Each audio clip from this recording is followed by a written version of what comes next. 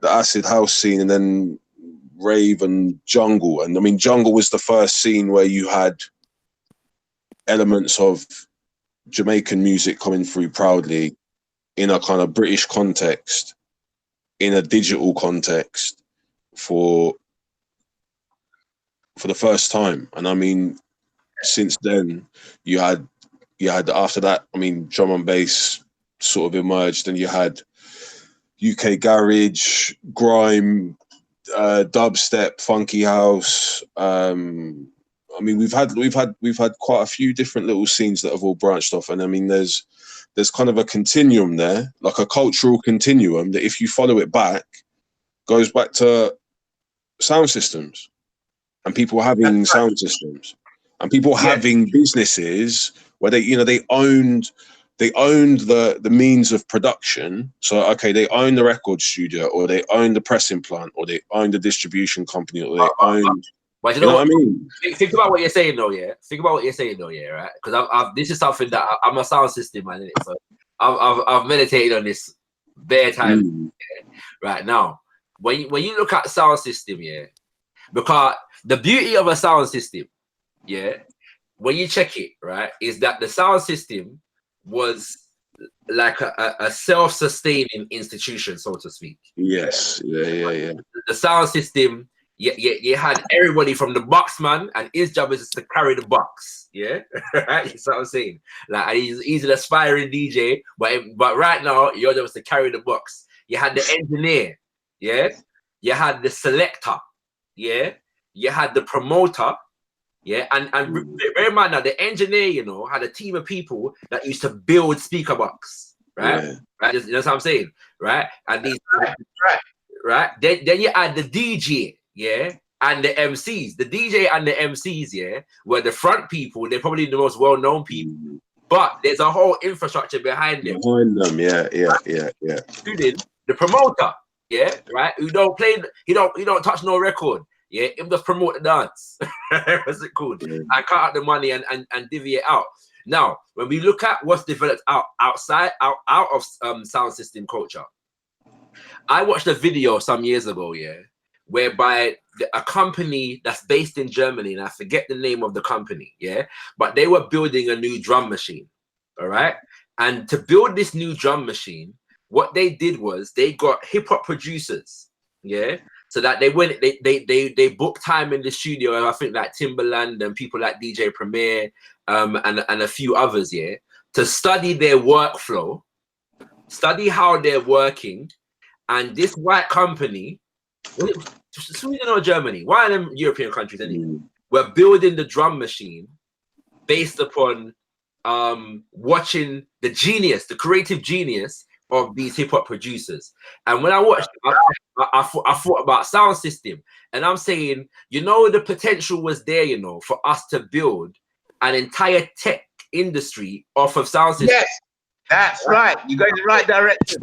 Because people were making speaker boxes, right? You know what I'm saying? And what happened is the companies that were the major companies had the capital to study what the sound system was doing, yeah? Study the sound and build the equipment. We don't have sound systems no more. We just have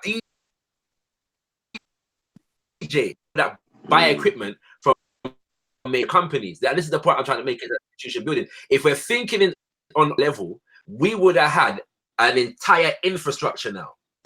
That's right. A self-sustaining industry and economy built off of sound system culture, because sound systems, you know, changed the way that radio transmitted, changed the way that music was mixed in studios.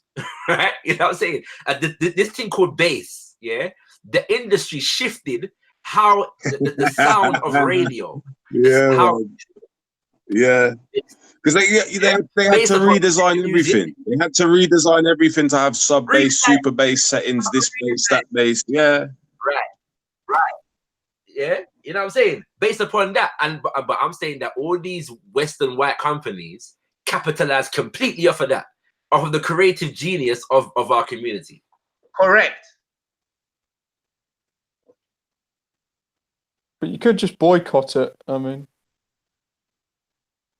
but if you boycott, you're boycotting participation and like maintenance of your own culture. If someone's going to appropriate your culture, you're basically saying stop producing your culture. Well, no, I'm saying only support like self-producing black artists instead of the ones who work for the major labels.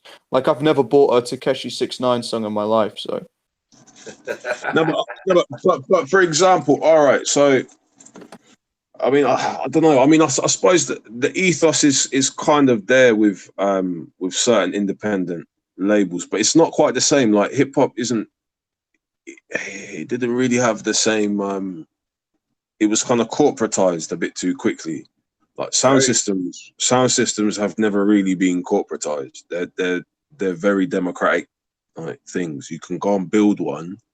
You can go and. I mean.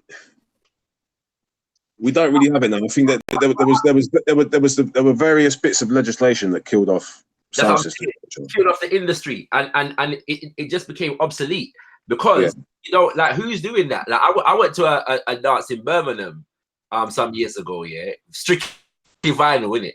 All right, and there's 2 different sound systems in the place. I had not seen anything like that since I was a child. You know what I'm saying? Because this sound came and set up their own sound, and the other sound came up and set up their own sound. Right? So there's 2 sound systems in the place. Sound clash are going.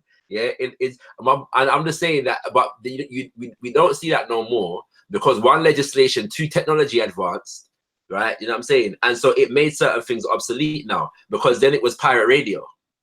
You know what I'm saying? And now pirate radio, I mean. You know what I'm saying? Is that still the thing? You know what I'm saying? That's probably obsolete now. But the thing is, the only thing that changed was, I would say, the barrier to entry got lower. So you can be a crew now who does music, but you don't have to own nothing. Right. You can just go and pay your subs every week at radio and get on air, and that's you. And then you get hired for a dance, and that's your career. But you don't own the clubs. You don't really own anything. Like, I mean, you might not even own. Look at Lethal B. Like all of them man on PAL. Yeah. And Lethal B's the only one who was making money. Because he's the only one. I don't know how many people were on it, but like Lethal B was the only one. Like he went around and he was like, "Yo, I'll give you man like £500 now, or you can wait until I speak to the lawyers. It's going to take X amount of time." And most men were just like, "Just give me £500, man." Yeah, it was. And the thing is, because Bizzle was like, he was one of the early people in grime to clock the industry and how to work it.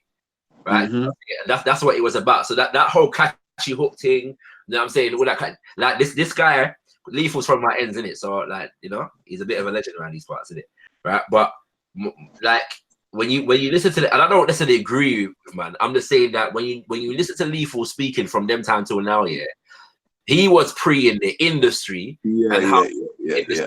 So he was seeing the moves that were being made and how to fit himself into these structures to be able to pop. That's what he was doing. It was not a revolutionary thing. Yeah. I heard that Lethal B stole his name from a guy from another group called Roadside G's. I'm not familiar with I mean, this is well over 10 years ago. I knew about this, but this is back when I used to listen. To be fair though, like Nuffman, like in the ends, like Nuffman had the same name in it. Like there's about 10 different terror, you know what I'm saying? And you know what I mean, 15 different danger, you know what I'm saying? How much different shutter? So I don't know if he stole it, you know what I'm saying? It's just Are you talking about Allenby? No.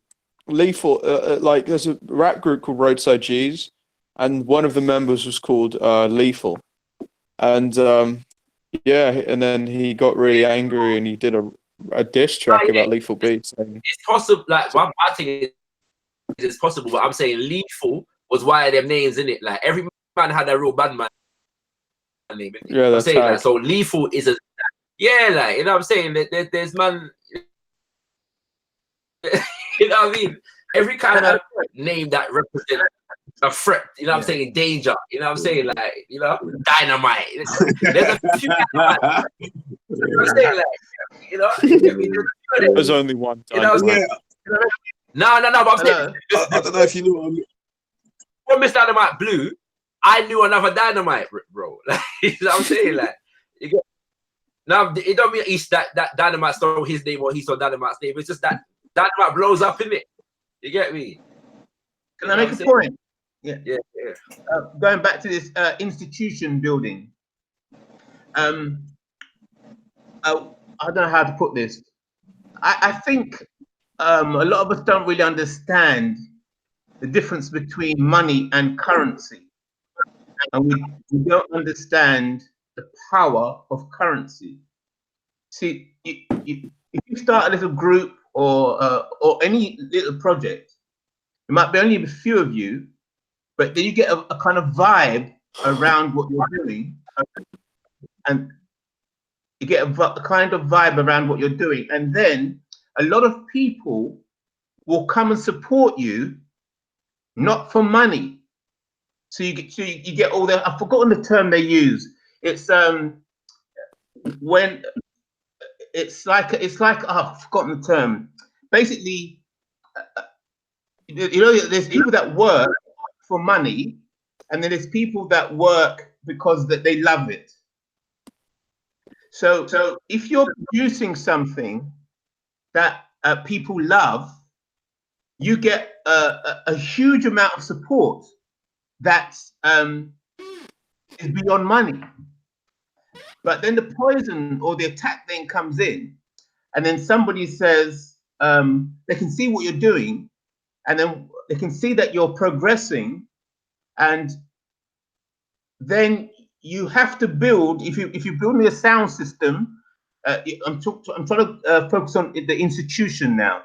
The institution will say, well, we're the sound system, but you can open up a little magazine, and your little magazine, we give you the exclusives so that you can build your magazine, or a bit like a Ministry of Sound. I'm not really sure about how Ministry of Sound works, but basically, then somebody says, okay, I'm going to get this hall or venue, and then we'll make that exclusive.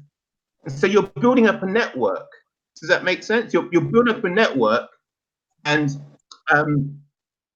the currency is more powerful than the money. People will start coming and say, look, I love what you're doing. You guys are really cool. I'll pay you some money, and we'll write an article for you. You should then say, no. We have our own people that have our media. So don't devalue your exchange rate of the currency. You understand the difference between currency and money? They're trying to offer you money, but you have a kind of vibe. That vibe is a current. Is a currency. Yeah. All right. It's cultural capital. I was gonna say the word we're talking about is cultural capital. Yeah. Cultural capital. Yeah, absolutely. And I think okay, that's very powerful. Cultural capital is the real power. When they offer you money, that's cheap. That's nothing. It's the cultural capital. That's the power. Yeah. I think this is like I think this is the definition of what we term cultural Marxism. In this case, there needs to be a kind of cultural Marxism applied to this sort of micro. No, I don't think there should be a cultural Marxism. I think there should be capitalism. Interesting. But then a kind of a revolutionary cultural capitalism. I think there needs to be more of a knowledge about the value of money. I think you need to understand it's less to do with money. It's more to do with value and where the value lies and seeing where the value lies. That's it. You got it. It's more to do with where the value lies. It's the positioning, the positioning of the value. What I'm saying. This is directed to everybody, but mostly I want to hear Mr. IC3 answer first, though. As long as we've had all of our problems in this country as the quote unquote black community, do you feel like we're capable or able or willing or a combination of all of them to solve the reoccurring issues what we seem to have, or do we need outside assistance or inspiration Can I? or direct collaborative efforts from people that's outside of the thing in order for man to elevate, or will we continue, like, as long as we are dependent on ourselves to make our situation better, do you feel like we will always be in a position of what's the word I'm looking for, like bottom of the pile type of thing? You get me? Can I say something? I want to air Mr. IC3 first. Okay. Mr. Anti-African. Okay, right. Okay. You use the word recurring. Okay, and it was mentioned earlier on. Somebody was listing off all the different types of dance scenes and music scenes that sprouted up and then died.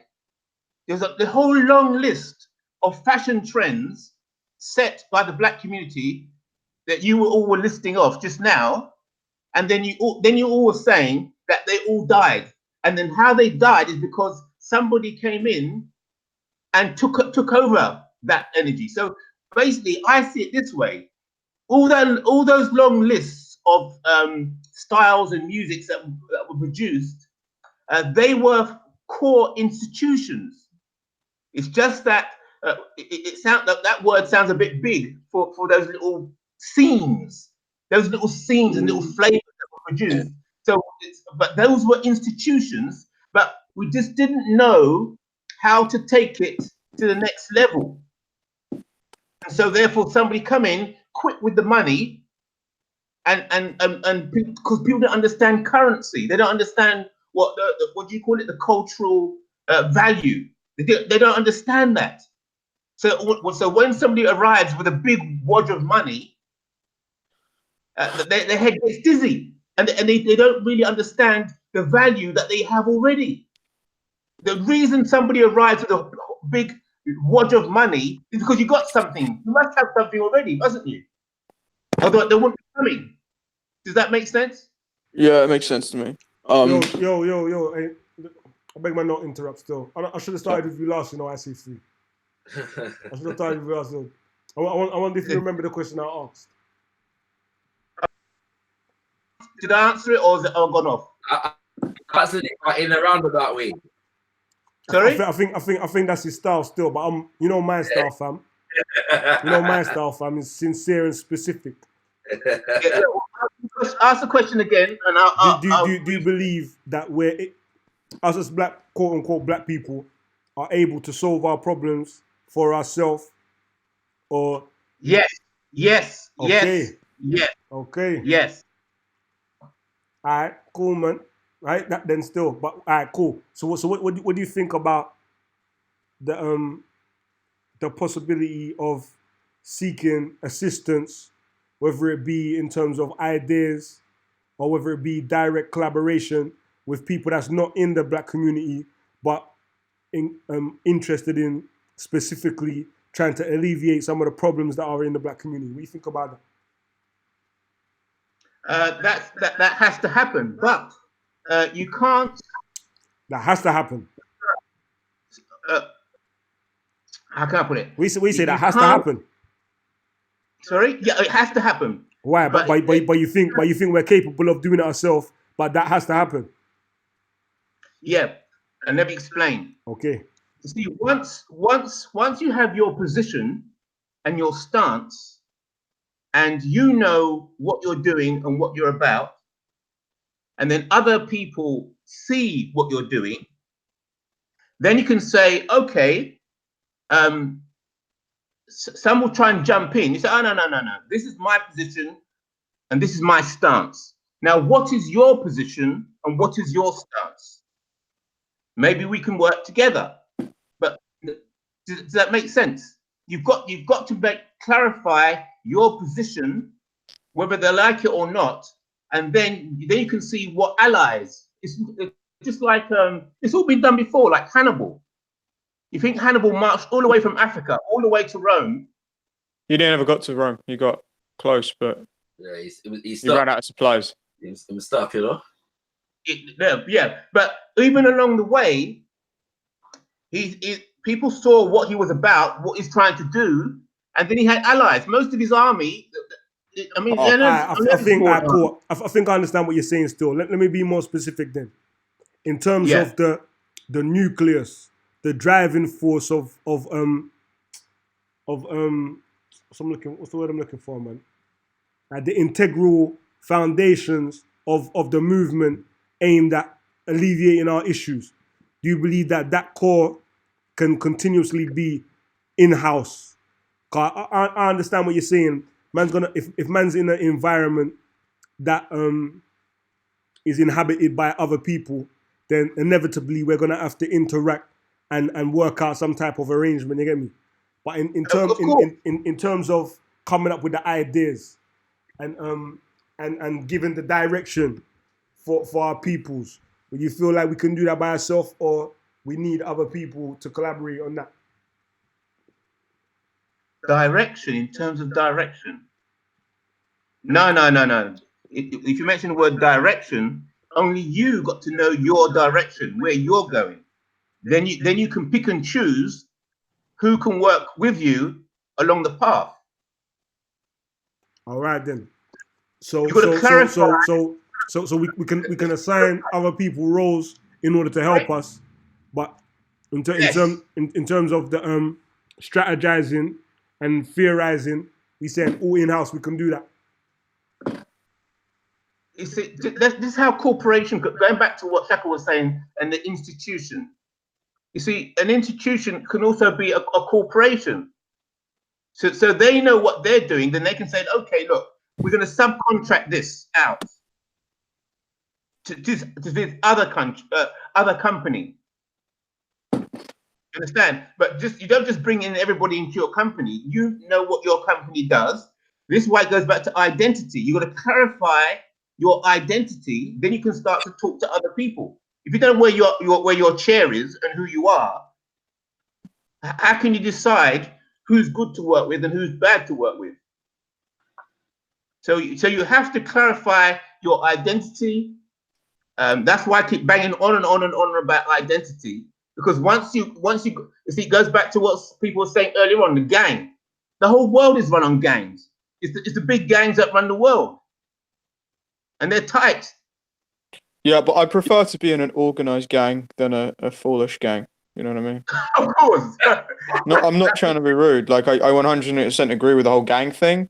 But, you know, there are successful Al Capone type gangsters, and then there are fucking losers. So, I mean, not to be rude. Yeah, exactly. Just like corporations, just like banks, just like any business. Same question to everyone else, though. Everyone else can come in now still. So Cool, can do it all in-house, or we need outside assistance? If so, in what form? Can I say something, actually? I'm going to jump in first, though, Tiger. Al Capone was successful, but he went to jail for tax evasion. So we got. Well, they had to get him for something, didn't they? We got to ask about how successful he was. I would say Skeng Dunn is still out there doing his thing. To be fair, Skeng Dunn, listen. You might have to do the research. You know, you literally took a thought out of my head. Yeah. Research on that one time. Man, Samusa was there. Man, Samusa. Skeng Dunn was there. Yeah. Trust me. Yeah.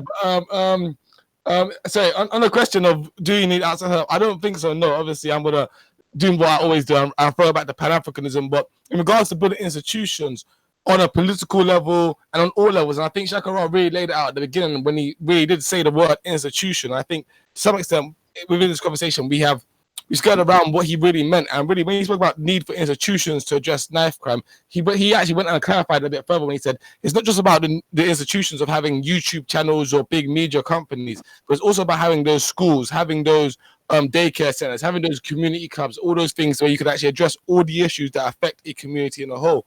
So I think as a community, we definitely can do that. I think a lot of ideas and the templates for that are already out there. I think really what comes to about is actually finding the best, really what we're doing, where we're stuck at as a community, is finding the best economic methods basically to implement that. And I think the economic method has to be, like you guys have said, it has to be linked directly to the understanding about not only just your cultural currency, but also having a sort of cultural loyalty to some extent, of actually understanding that, or not to a maximum extent, not just to some extent, to understanding that your community isn't going to pick itself up unless you actually do take some proactive, active steps individually as a people.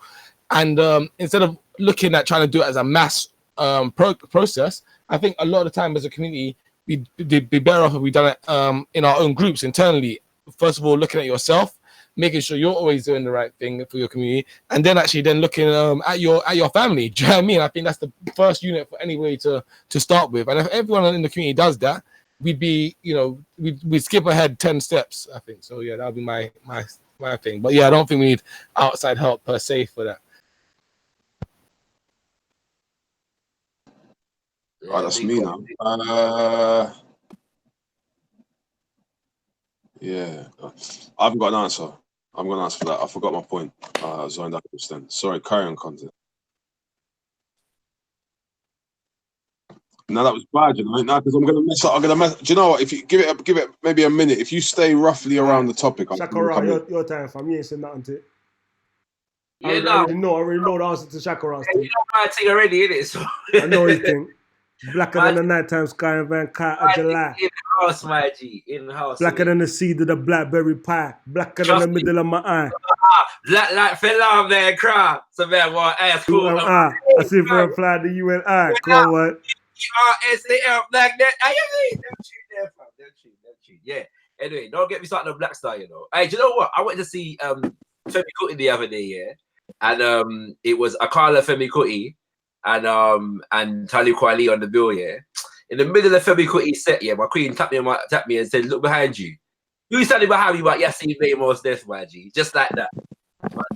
It was mad. Anyway, what's it called? Yeah. So the question was about. That's a mad thing. That's a mad thing. Big up though. Yeah, big. Yeah, all that for mad things. Only true. I was reaching for the mute button. I had to come run to the computer. I hear me, fam. I had a story that's answer. So what happened? You never talked to him. No, because it was the middle of the show, but I shook his hand still. You get me? I just said, "Yo, wow, I'm blessed." You know what I'm saying? Yeah. He jumped on him in the middle of Femi Kuti's set. You know what I'm saying? And yeah, did a little brief thing. But like, I didn't even. That's big. But I was gonna say though, Shaka, you didn't do no little grab a little quick 5 second for got kush. Nah, fam, I didn't have no camera, nothing. Like, it was my birthday thing, innit? Like, Okay. I was out with my queen. I didn't have no cameras on that. Should have got a piece of paper and pen. Should have got a piece of paper and pen and start drawing the picture of him. I'm not even gonna lie. I'm not a beg like that. Do you know how much people I've met and I ain't got no pictures with them? No, I'm ramping. At the same time, though, yeah, like, cause man never even knew he was in the country. Like, so Tally Kweli done before his whole set already, and so I don't even know when he got there or nothing like that. It was just a random he showed up to the show. You know what I'm saying? Which is it's madness, mad thing. But yeah. Anyway, them moments there are nice. So like he jumped on in the middle of Femi Kuti's set, and they've got a song together that they didn't perform. But Femi ain't seen him for years, innit? So he was glad to see him, and yeah, it was a nice energy in there, man. It was a nice energy there. But on the subject of institutions, though, because like this was in Royal Albert Hall, innit? And for the energy that was in the place here, and the type of security, it's like it weren't quite the right venue. You know what I'm saying? Like because it's Afrobeat, and Afrobeat means dancing, and you know what I'm saying. The level of hype that was the energy, yeah, it had to be contained in Royal Albert Hall, fam. It wasn't right. It weren't right. You get me? But yeah, what am I saying? To answer the question, so the problem is, I think we can do it by ourselves, and we can, you know what I'm saying, do it in-house, but we don't believe that we can. Like, we don't have a sensibility that says it can be successful them way there. Whenever it gets to a point whereby we're talking about black business and economics, at some point you can guarantee somebody's going to come in the conversation and say, but we need to build businesses that cater for everybody, not just the black community. You know what I'm saying? And I'm not saying that I'm against creating businesses that cater for everybody, but why is it that we don't feel like we can be successful catering for our own community? Exclusively. Yeah, you know what I'm saying? Like there must be something that we can do that caters for our community, at least near exclusivity, that can be successful. This is what I'm saying. Like, can you point to any Well, put it this way, bro. In every Examples and examples of that right now. That's out there now where someone's done that. the obvious one, yeah, is the groceries thing, in the sense of the fact that there for generations now there have been shops in our community that sell food that the owners of the shop do not sell, so they do not eat. Yeah. No, I'm talking about. I hear that still. We're gonna get onto that as well still. But I'm talking about, is there black businesses that are black owned, specifically catering to black people that are successful? Yeah, so you know, I thought about this a few times, yeah, and the more I think about it, the more I think I'm correct, right? See, the people talk about the conscious community and the lack of businesses within it, yeah, and there's a lot of criticism to be made there. At the same time, by my reckoning, I know of black bookshops, yeah, that have lasted for 20, 30 years. And I know of a few of them that have lasted for 20, 30 years, more or less exclusively catering for a black audience. You know what I'm saying? We're talking about black history, black psychology, you know what I'm saying? Black politics, you know, throw in some artifacts, you know what I'm saying? Some African carvings and some drums, some African wear and them kind of things there. I know of a number of these kinds of businesses that have lasted for 20, 30 years. I don't know many other black businesses, yeah, that I can say I can name a number of businesses that have lasted for that length of time. Like I can think of bare takeaways that lasted for 10 years and went away, 5 years and went away. You know what I'm saying? Restaurants, similar thing, innit? You know what I'm saying? Now, what's changed is that the more we've become assimilated into the society, we have found less use for these cultural businesses, so to speak. One, two, technology has advanced, and basically Amazon basically wiped out the black book. What's it called? Independent black bookstores, as well as many other independent bookstores in other communities. And so there's a double edge there. Maybe we weren't loyal enough to the stage of development that our community was at the time, but also. So what's the knock-on effect? What's the knock-on effect? What do you mean? The knock-on effect is that a lot of those businesses went out of business after being in business for 20, 30 years. You know what I'm saying? If the needs that they were fulfilling have been, the people are still able to access them or have their needs met in more convenient methods, is it a disservice to the people on the whole, or just those individuals that lost out? Well, it's a double edge, isn't it? Because it just means that an industry has been taken out of our community. Partly because those businesses were not in a position to take advantage or evolve with the new technological advancement. Yeah. So I know some people that are trying to catch up now. That I've heard of people trying to create a black-owned Amazon and them kind of things there. Do you know what I'm saying? But basically, at the point at which the transition was made, there wasn't an infrastructure for those businesses, either individually or collectively, to pool their resources to invest in the new convenient ways of distribution, manufacturing, and that kind of thing. But my point is that those businesses lasted for 20, 30 years, basically exclusively catering for a black audience. Like there weren't too many white folks going into black bookshops asking for the destruction of black civilization. Could I'm gonna try. Can I read this? I hope it's not too long. Very short thing. What is it? Because everything. Let me just jump. So I just wanted to jump in quickly off of what Shaka was saying, if you don't mind. Yeah. So sorry about. But yeah, I think that what you're saying is definitely true. But I think there's also a question about that we run into some troubles in. There's two things that you said there that I think we run into trouble with sometimes as a community. And in regards to, for example, coming together and trying to start a black-owned Amazon is dangerous in itself. Jeff Bezos didn't come out and say, I want to start Amazon. He was just selling books online. Do you know what I mean? And that in itself was disruptive to the market of selling books. So much so that his company evolved rapidly into what Amazon is today, where it's one of the biggest companies. Yeah, He didn't set off with this idea of I'm going to make this white-owned thing. Do you know what I mean? I think sometimes as a black community, when we say I want to create the black Amazon, sometimes we miss. It's not about creating the black Amazon. You want to create a product that's going to be good and that people want. It meets a need and a demand. Now, if you're trying to create something and you're saying, don't use Amazon, use my black-owned Amazon, people are going to say, why? Do you know what I mean? Like, other than because you're black, what's the actual, do you know what I mean? Can you actually deliver that thing to my house on time when I need it? Because I have bills to pay. I have things that I can't just sit around waiting for stuff. So just because you're black-owned, that can't be the only selling point. And so you have to come up with something that's actually innovative and disruptive to the market that works, and then build it to something that becomes a conglomerate in the way that Amazon is, that like pretty much corners a market. And I think I can't remember what else it was, but I definitely agree with you in terms of those black book sales. Yeah, that was it. The black book sales being around and being able to successfully sell books within the community. I think not just bookstores. I think there's Caribbean food stores, there's barbershops, there's a lot of black businesses that cater directly only to our community and survive for a long time.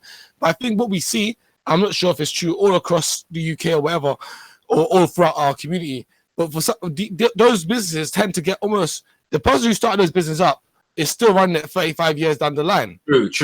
And the question about how much did they bring the youngsters through? How much did those youngsters, use some of the money that was made from this to maybe go to business school, or not even necessarily go to business school, but do some extra studying to understand business, to come back and bring it in and make those businesses innovative rather than just, this works for now, so I'm gonna make it work. I could pay. You know what I mean? So I think very true.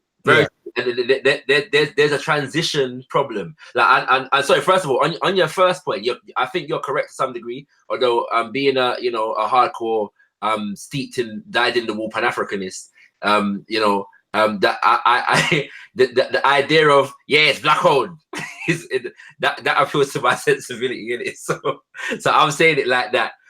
In that respect, at the same time, I don't believe that the people that, because I heard about this initiative, and the person that I spoke to was saying it to me because he's been in certain circles. I don't think that that's how they're marketing themselves, if that makes sense.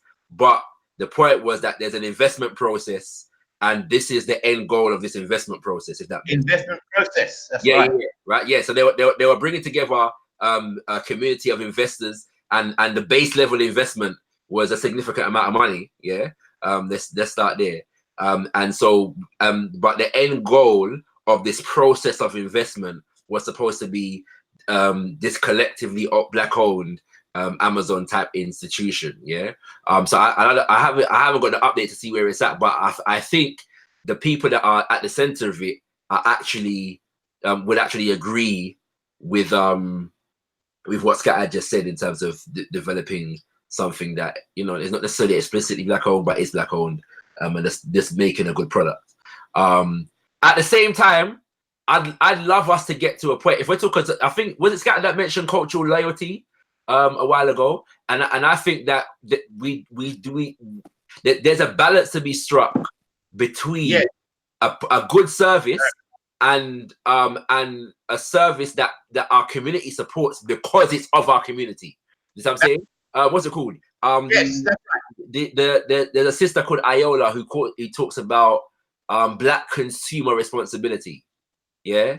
And so it's the understanding that there has to be a symbiotic relationship between producers, service providers, and the consumers in our community, in the sense of the fact that we know off the bat that we don't have multi-billionaire companies for the most part that are going to be able to match some of what we see out there. So where we are at the moment, we're going to have to work with each other as service providers and service receivers in order to bring ourselves to a certain level. 100%. That needs to take place on some level, on some level as well. You know what I'm saying? Can I say, back up what you're saying, a bank is the ultimate model, because from bank, everything else spans out, because whatever business you have, people always are going to back to Barclays. So I just wanted to So Say do this. you know what as well though? Because on the intergenerational point, I know for example of a couple African owned funeral directory services. Yeah. And like same thing what Scattered is saying, yeah, in the sense of the same elders are running the business for 50 years, right? And they're struggling to find people in the next generation to hand the business over to. Yeah, you see what I'm saying? And so that one there is a tough one still. tough one. What you mean specifically the funeral thing? Yeah. Like you gotta find people who are hardy to be able to deal with that, innit? This is the point I'm trying to make. But I'm saying that it's such a vital service because people are always going dead. 100%. We need it in the community. We need it, and Right? that money needs to stay in the community. It definitely does. I especially because a funeral services are often very culturally specific. That's what I'm saying. And so, and you could like when you go to a funeral and you've got a black funeral director who's culturally astute, you feel the difference. For sure. Then when you become generic, you know what I'm saying? You know, and you know, one time, I was coming home from a funeral, and my family was asking the question: have you ever seen like a Chinese funeral in the UK? No. Right? You know what I'm saying? Like, and what we concluded from it is that there are just communities that we don't regularly see their funerals because everything that takes place within their community, right? You know what I'm saying? And so like so it's if vital services like funeral directories cannot be passed down a generation, then we're in bad shape. That's what it suggests. You know what I mean? So yeah. You see what I would say. I mean, sorry, Leon, could you run a question again, just so I know the rough parameters that I'm sort of speaking within, if you're there. I think I remember. Do we have the kind of capability? I think it's the can. The can was what Shakara was speaking about initially. Can we do it? Yes, we can. But if we got to the point where we think we can, in some cases, no. When it comes to institutions, I mean, I've just been doing a little bit of reading while people have been speaking. And I noticed that one of the characteristics of institutions is that institutions are interrelated. So the understanding of one requires the understanding of the other institutions that inform that. So, for example, if you want to understand, let's say, it's difficult. I'd be putting it. Let's say we want to understand. I'm going to think of a prominent person now. Let's say we want to understand the King of Saudi Arabia's family, right? Let's look at some aspect that we're going to have to lens the conversation. We're going to have to look at him through the Muslim institution that informs his family institution, and then the institutions of state that are surrounding. I mean, it gets complex when we look at royalty or big examples. But I mean, if we're talking about a Muslim family is essentially how it exists in a sort of social capacity. It has to relate with other Muslim families, other non-Muslim families. Probably there's other institutions that we all depend on. Banks, for example, we all depend on banks. I mean, saying let's start a black-owned bank, for example, you'll see the problem that or like, let's look at like let's start a black-owned airline. If you start a black-owned airline, are you going to only land at black-owned airports, or are you prepared? I think this is kind of silly. I think, like, I don't mean to. No. This is the point I'm making. So I mean, at some point, all of these institutions that we create have to be able to interact with other institutions of like kind. You know what I'm saying? Can I just speak? Is the stream offline again? Are we online? Can't see something that says stream offline. I'm not sure if I'm behind or not. No, we're online. We're online. We're on a second stream. Yeah, we're online, man. Yeah, we're still going. So yeah, like setting up. I mean, there are black-owned banks, but those banks, I mean, unfortunately, are plugged into the greater global economic system. I'm gonna have to cut the stream out, you know, fam, and I don't know if one of them can carry it over onto their channels, you know, cause something come up still. Man's a bit, sticky palm me. Pause. All right. Scad, can you host the last part of this? I've actually got to dip out, you know. That's what I was gonna say, man. Like I would be able to do it, but I'm more tomorrow night, man. I got probably I've got to go as well. It's getting kind of late. Can we pencil it in maybe a part 2? Audience card. Yeah. Saying that, man. Man, gonna try resume tomorrow, man. I did want to get more the diverse. I did want it to make it extra more diverse. So far, the only extra addition to man's usual panel is Tiger. You get me? And right now he's on his pro can black you get thing. Rajiv on it as well? Man, I'm gonna get Rajiv. I'm gonna reach out to Rajiv. I want to get Can we have a bit more? Yeah. When we go off air, we'll hammer something out, man. No worries. Yeah. What's the one around here, you know? Say again? What's a woman? What's the I mean, all heap of woman. For real. I see Melanated Goddess in the comment section. Send me an email, man. So I got your email, so I can send it to you direct. Still, I'll put a message in the constructive conversations group for everybody who wants the link and just jump in. You get me from there still, but yeah, definitely want someone in there still. So yeah, that too. But yeah, man, definitely. What I wanted, like carrying on from man's live stream that I done in the morning, is to encourage and to air out the strongly held opinions that may not necessarily be cool. Boom. I wanted to touch this subject as well. You know, like black conservatives. Man are more right-leaning black, but they believe that their interest is in seeing the black community benefit with their way of thinking, or they think it will be beneficial for more of us to adopt that type of thinking. I want to hear all of those different types of ideas. 100%. You get me?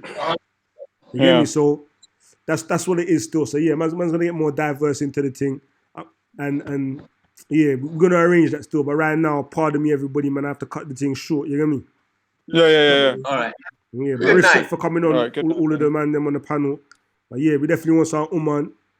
Sunday, if them guys from Australia come again, them them come again. I'm gonna get their contact details and see if they can come on the panel as well. You get me? Yeah. But yeah. Australia. They're from Australia still. Yo, Leon. Joel asked what happened to the super chat. Yeah, people hating on the channel, man. They struck up the channel and it's got demonetized. You get me, sir? It's not a super chat thing right now. Well, it's not a YouTube super chat thing. You can still send money in, as third option knows. Big up for mentioning that. You can still dash money in. Check out the Streamlabs link in the description if you want to support Streamlabs link in the description. Click that and you can dash your money and it will pop up on the screen when a man's live streaming, like how we are now, to like as an acknowledgement that somebody's dashed MP into the Bentley fund. Also, that reminds me of as well, I want to give a shout out to the Patreons that man has got that help to keep the thing moving. You get me? Respect to all of the Patreons that make monthly donations, reoccurring donations into the thing. Every little helps on a Tesco thing, even if it's £2. You get me? Man appreciate that still. Guys, helping the thing move, you get me? Worse how YouTube's demonetized, man, you get me? So yeah, respect for that, fam. Respect for reminding man about that, because that's something I don't ever mention, you get me, man. Try to talk about them thing there still, but it is where it is, you get me? But yeah, respect for everybody coming on the panel, and respect for all of the viewers them in the comment section. Right now, I'm gonna look off the thing. Hopefully, man, will resume the thing tomorrow. I know I got enough things to do, enough editing to do as well. So I don't know, it might be sticky, you get me? But man's definitely gonna try and make something happen, man. But yeah, man, then peace. We got there. Yeah. Bless. Peace.